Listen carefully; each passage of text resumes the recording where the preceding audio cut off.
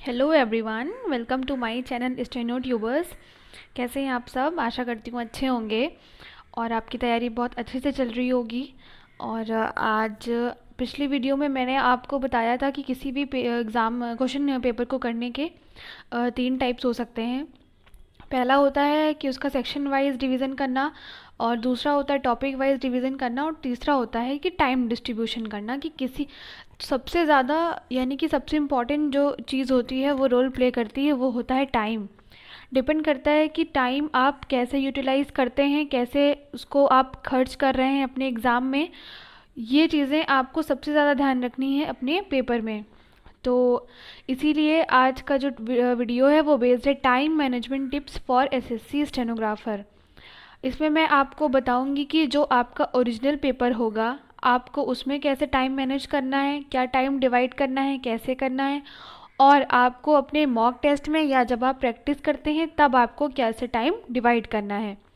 देखिए, दोनों केस में चीज़ें अलग अलग होती हैं, क्योंकि वहाँ पे होता क्या है कि आप थोड़ा प्रेशर में आके, या आप ये समझ सकते हैं कि उस टाइम पे आपकी प्रैक्टिस इतनी अच्छी होनी चाहिए कि आप उस टाइम को ऐसे अच्छी तरीके से मैनेज कर सकें जिससे आपका पेपर भी हो जाए और क्वेश्चन भी ना छूटने पाए। ये सबसे बड़ी चीज़ होती है कि आपका एक भी क्वेश्चन वहाँ पे छूटने ना पाए।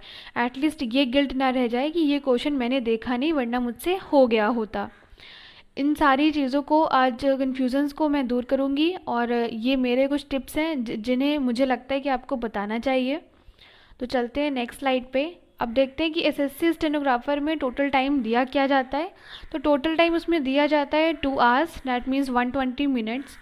आपको 200 क्वेश्चन करने के लिए 120 मिनट्स दिए जाते हैं, जो कि मेरे हिसाब से बहुत ही ज़्यादा सफिशेंट है। और इसमें आपको रिवीजन का टाइम भी अच्छा मिल जाता है। तो मेरे हिसाब से आपको ओरिजिनल एग्ज़ाम में टाइम डिस्ट्रीब्यूट कुछ इस तरह से करना चाहिए। जैसे कि जीए है, तो जनरल अवेयरनेस में आपको 15 मिनट्स ज़्यादा से ज़्यादा इन्वेस्ट करना चाहिए। अगर आप इससे ज़्यादा टाइम इन्वेस्ट करते हैं तो वो आपकी बेवकूफ़ी होगी, क्योंकि जनरल अवेयरनेस के क्वेश्चन कुछ ऐसे होते हैं जो आप एक बार रीड करके समझ सकते हैं कि वो उसका आंसर आपको पता है या नहीं पता है।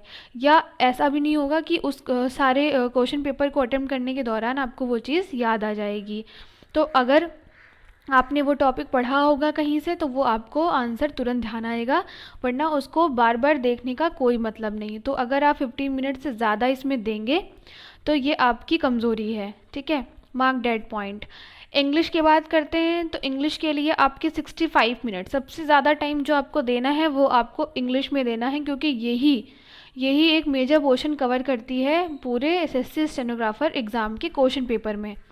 तो अगर आप इंग्लिश को ज़्यादा से ज़्यादा टाइम देते हैं, आपकी जो कोशिश रहेगी वो ये रहेगी कि आप अगर आउट ऑफ 100 क्वेश्चन अटेम्प्ट कर रहे हैं, लेट्स अज्यूम कि आपने 90 क्वेश्चन अगर अटेम्प्ट किया है, तो आपके एट लीस्ट 86 सही होने चाहिए। ये नहीं कि आपने अटेम्प्ट किया है 100 क्वेश्चन और आपके सही हुए हैं 60 क्वेश्चन। तो इस तरह पेपर करने का कोई मतलब नहीं होता, क्योंकि उसमें निगेटिव मार्किंग भी होती है।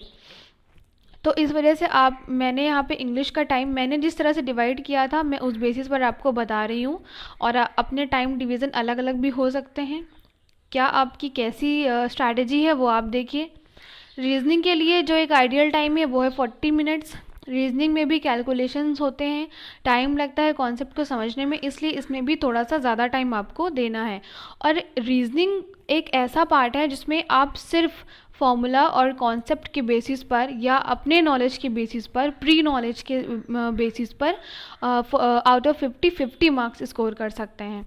तो सबसे बड़ा पार्ट इसमें रीजनिंग का भी आ जाता है। देखिए, जनरल अवेयरनेस एक ऐसा सेक्शन है जिसमें आप कितनी भी चीज़ें पढ़ लेंगे बट 50 आउट ऑफ 50 स्कोर नहीं कर पाएंगे। तो इस वजह से आपको करना है कि जिसमें आप 50 आउट ऑफ 50 स्कोर कर सकते हैं उसमें आपको टाइम अपना ज़्यादा देना है, ठीक है। तो रीजनिंग आप अगर आपकी अच्छी है, आपने प्रैक्टिस की हुई है, तो आप इसमें श्योरली 50 पा सकते हैं, इसमें कोई दो राय नहीं। और इंग्लिश में भी अगर आपने अच्छी से प्रैक्टिस की है, अच्छे से आपको आइडिया है हर एक क्वेश्चन का, तो इसमें भी आप 100 आउट ऑफ 100 पा सकते हैं। बट जनरल अवेयरनेस के लिए आई एम डेड श्योर कि आप 50 आउट ऑफ 50 नहीं पा सकते, कितनी ही अच्छी तैयारी आपकी क्यों ना हो।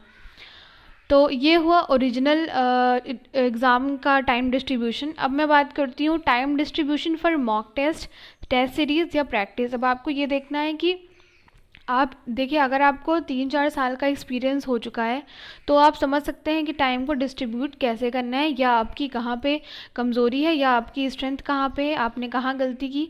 बट अगर आप न्यू हैं या अभी आपने एक बार ही अटेम्प्ट किया है पेपर, तो आपको थोड़ा सा ये चीज़ समझने में दिक्कत हो सकती है। इसीलिए मेरे कहने का मतलब ये है कि अगर आप अपने मॉक टेस्ट में, जो टेस्ट आप अपने घर पे दे रहे हैं, रिलैक्स होकर दे रहे हैं, फ्री होकर दे रहे हैं, विदाउट टेंशन, अगर उसमें आप अपना एग्ज़ाम जल्दी करने की कोशिश करेंगे तो वही जो टाइम आपका रहेगा वो थोड़ा सा ज़्यादा कवर करेगा एग्ज़ाम हॉल में।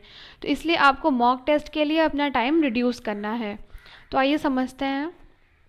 देखिए, पहले हम बात कर लेते हैं जनरल अवेयरनेस की। तो जैसे कि मैंने आपको कहा कि आपको जनरल अवेयरनेस के लिए एग्ज़ाम में 15 मिनट्स देने हैं, तो उसके लिए आपको प्रैक्टिस रखनी पड़ेगी 10 मिनट्स की। अगर आपने 10 मिनट्स की प्रैक्टिस रखी है, आप मॉक टेस्ट करते हैं, आप ऑफलाइन भी मॉक टेस्ट अगर दे रहे हैं, तो एक टाइमर लगा लीजिए मोबाइल में, या टाइमर होता है उसको सेट कर लीजिए। 10 मिनट से ज़्यादा आप नहीं देंगे जनरल अवेयरनेस को। जब आप मॉक टेस्ट देते हैं तो भी आप अपने बगल में मोबाइल रख के टाइमर लगा सकते हैं। मैंने इसी तरीके से अपना जो टाइम मैनेजमेंट था वो सुधारा था। पहले मुझे बहुत टाइम लगता था, पर धीरे धीरे मैंने अपना टाइम ऐसे ही टाइमर लगा के, स्टॉप वॉच लगा के अब इम्प्रूव किया। तो आप भी यही कर सकते हैं कि जनरल अवेयरनेस के लिए अपने मॉक टेस्ट में सिर्फ और सिर्फ 10 मिनट देने की कोशिश करिए, उससे ज़्यादा नहीं। उससे कम हो जाए तो चलेगा। इंग्लिश के लिए जो आपको प्रैक्टिस का टाइम रखना चाहिए वो 50 मिनट्स, किसी को 55 लग सकते हैं, किसी को 60 मिनट्स लग सकते हैं। देखिए, एग्ज़ाम हॉल में आपको इसको 65 मिनट्स में करना है, तो आप कोशिश, जिसको ज़्यादा जल्दी अटेम्प्ट करना है वो उसको कोशिश रखनी चाहिए कि 50 मिनट्स में आप प्रैक्टिस करेंगे तो आपको हैबिट वैसे ही पड़ जाएगी और एग्ज़ाम हॉल में आप बेटर कर पाएंगे। रीजनिंग की बात कर लेते हैं। तो मैंने रीजनिंग के लिए 40 मिनट्स का आइडियल टाइम बताया था, तो आपको रीजनिंग की प्रैक्टिस रखनी होगी सिर्फ 30 मिनट्स में। 30 मिनट्स के कंपैरिजन में अगर किसी की रीजनिंग ज़्यादा अच्छी है या उसकी प्रैक्टिस अच्छी है तो उसको 20 मिनट्स या 25 मिनट्स भी आप कर सकते हैं। डिपेंड करता है कि आपकी प्रैक्टिस किस सब्जेक्ट में कैसी है।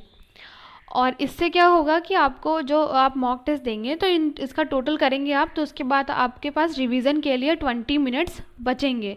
अब इस रिवीजन का मतलब क्या है? इस रिवीजन में आप वो करेंगे कि आपने जो क्वेश्चन छोड़ दिए थे वो रीअटेम्प्ट करेंगे, या जो आपने टैग कर दिए हैं वो फिर से अटेम्प्ट करेंगे, उनको देखेंगे, या जिन क्वेश्चंस में आपको कन्फ्यूजन रह गई हो, तो 50-50 वाला डाउट हो, आप उनको देखेंगे।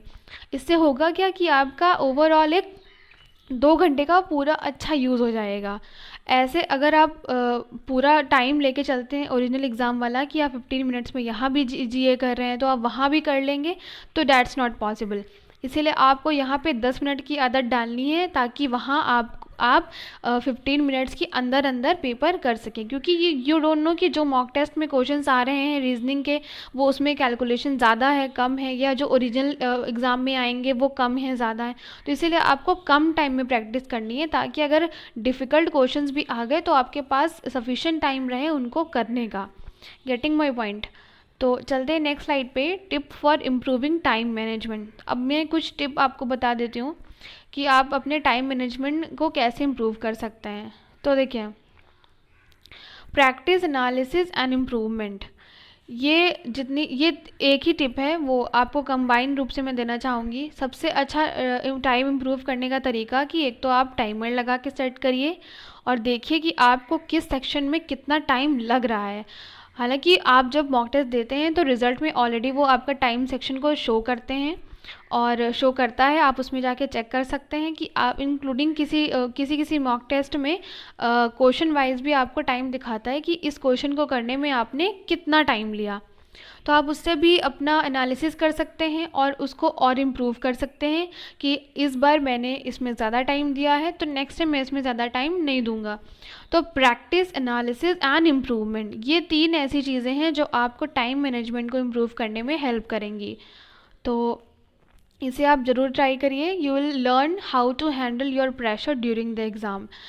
जब आप जल्दी क्वेश्चन करने की कोशिश करेंगे तो इससे आपकी क्या होगी, स्पीड भी इन्हेंस होगी और आपको कॉन्फिडेंस भी आएगा कि आप कम टाइम में सही क्वेश्चन कर पा रहे हैं। तो इससे आप एग्ज़ाम हॉल में जो प्रेशर आपको होने के चांसेस भी थे वो अब नहीं होगा। ओके, तो ये थी आज की मेरी स्ट्रैटेजी टाइम मैनेजमेंट को लेकर। होप कि आपको ये समझ आई हो और इसे आप अपने मॉक टेस्ट में आज ही अगर आप दे रहे हो तो उसको अप्लाई करके देखिएगा कि आप सबसे पहले अपने टाइम पे फोकस करिए कि आपको 2 घंटों का कैसे यूज़ करना है। अगर आपने उस 2 घंटे में अच्छे से पेपर कर लिया तो आपकी जितनी भी मेहनत रहती है वो सफल हो जाती है। अगर आपने उन 2 घंटों में अपना टाइम मैनेजमेंट नहीं किया या कुछ ऐसा हुआ कि आपका टाइम सही से मैनेज नहीं हुआ तो भी दिक्कत आती है। तो thanks for watching steno tubers and thanks for listening to me. ऐसे ही मैं आपको सारी स्ट्रैटेजी बताऊंगी। आगे चलकर और भी चीज़ें मैं आपको टॉपिक वाइज क्लियर करूंगी कि कौन सा टॉपिक आपको पहले करना चाहिए या कौन सा बाद में। सेक्शन वाइज मैंने पहले ही क्लियर कर दिया था, वो वीडियो आप मेरी प्लेलिस्ट में जाके वीडियोस में जाके चेक कर सकते हैं। और भी अगर आपको डाउट्स हैं एसएससी स्टेनोग्राफर को लेकर तो आप मेरी प्लेलिस्ट चेक कर सकते हैं। मैंने सारी स्ट्रैटेजीज सारे वीडियो शेयर किए हैं, सारे वीडियो अपलोड किए हैं बस आप लोगों की हेल्प के लिए। Thanks for watching steno tubers, stay connected, bye bye.